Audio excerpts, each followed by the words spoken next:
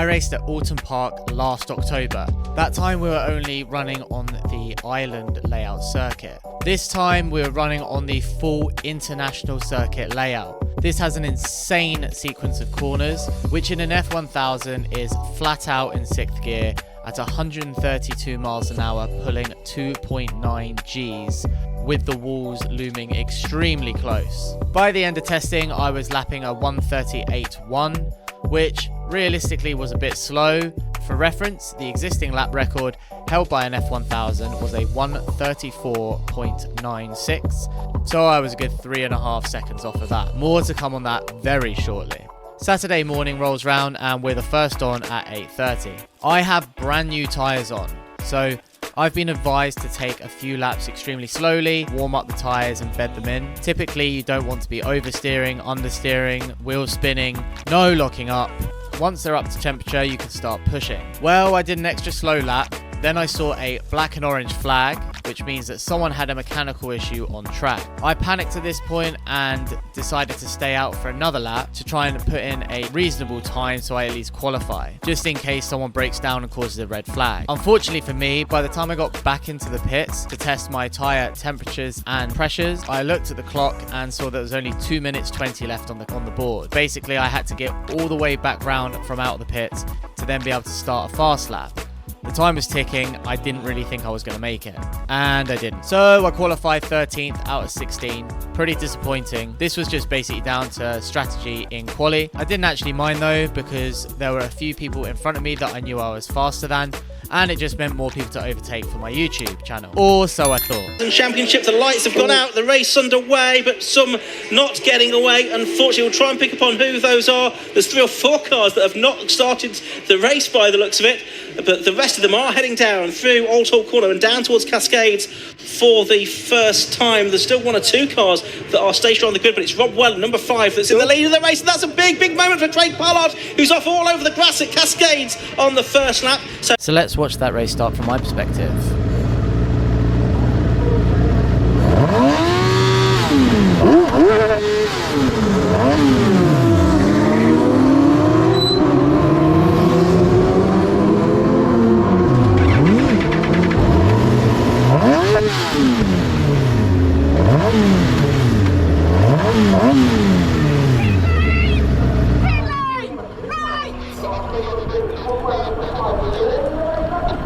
I thought I'd stalled the car, but no.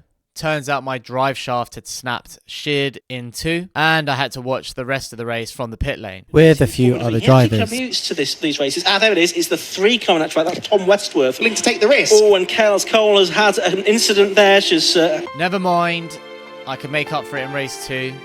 Drive shaft was replaced, car was fixed, and we're back out on the grid ready for race 2. Mahar in there as well. Lights out, and away they go then for the second time today. Some black rubber being left on the tarmac there. It's going to be James Clennell that leads into the first quarter. That's Mark Betts in second place. Matt Higginson's already up to about 4th position in the green machine, the disc lock entered car, and he is flying the way forward. So he's had a very good start to the race, and he's up to 2nd place already. Mark Higginson, from, what was that, 8th on the grid, I think he started. So an excellent start to the race for him. Yeah, just the seas parted. He found a gap up the inside and then to the inside again into Cascades. Into 2nd place he goes then. Could be the early race favourite. Then if he can get to the front, oh, there's damage to one of the cars further back, off towards the barriers. They have got... So this was my race start. I absolutely love them. Best part of the racing by far. Let's hope this one's a good one.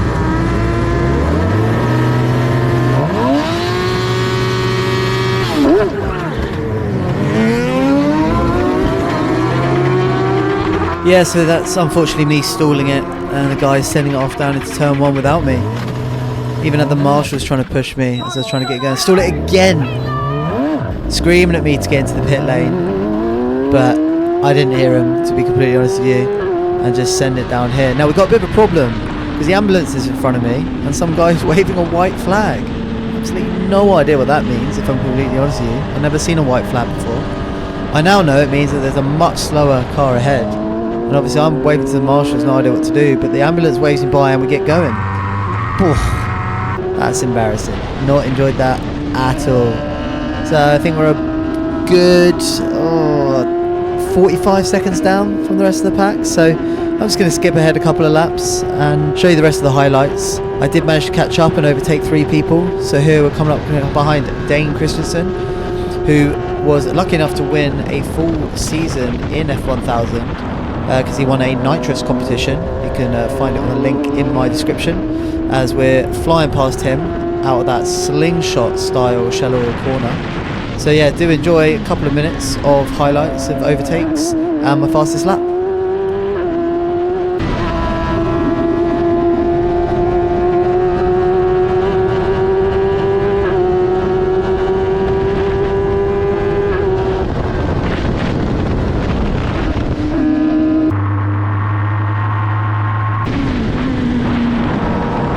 So here I'm about to start my fastest lap, which was a 1:35.6, which was actually an incredible 0.7 off of the previously held lap record of 13 years. This would have actually put me in 7th based on the fastest lap in the race.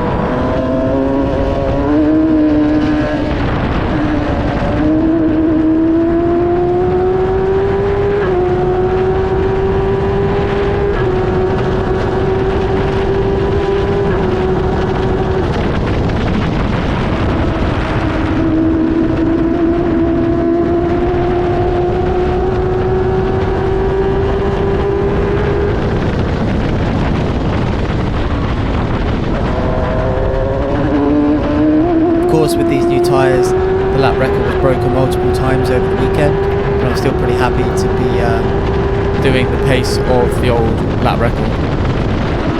Now coming up behind James Hills, usually quite fast at turn 1 as I am here. Going to go for a move down the inside, but no, he covers it off nicely. So we're going to set this one up, throttle down, and we mess up the gear change. That's unfortunate. White flag in the distance, so we be a bit cautious coming through here. If you look on the right, that's Dan Gore that's unfortunately pulled over on the grass. Green flag, so we go racing again.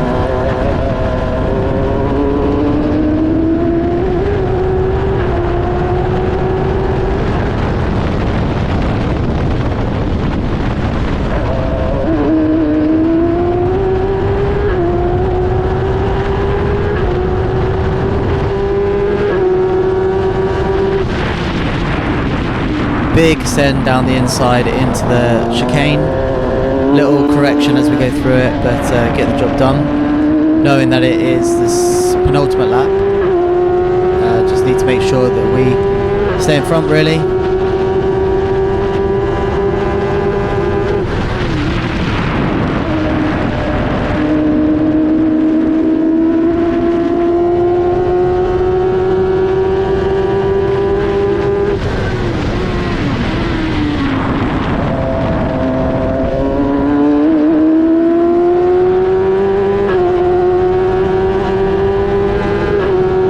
So this is how the race finished at the front. Both Tom and Rob and a few other drivers passing round the lap record and beating it by over a second. Ticked down to 0.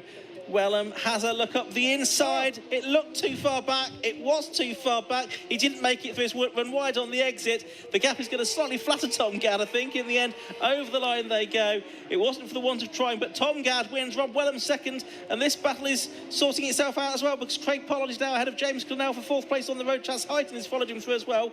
Matt Higginson finishes the race in third. Craig Pollard fourth.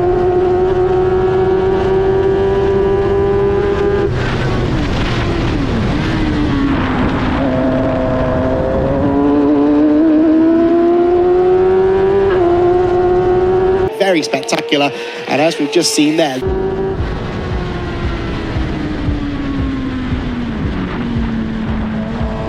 So as always, giving a big hand to the marshals. Always grateful for their time. Without them, we wouldn't be on track. Definitely a lot of mutual respect there.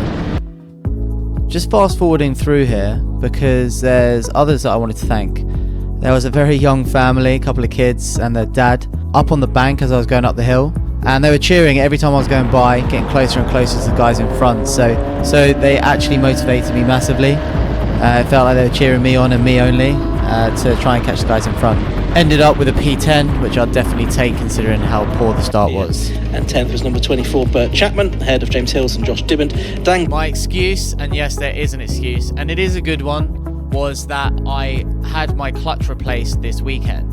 Because I had the same clutch from when I bought the car, which was extremely temperamental, and you can see from these burn marks on the clutch that was replaced that there were issues with it. I had a new clutch which had a much softer pedal. The bite point was in an extremely different position, and therefore I stalled it.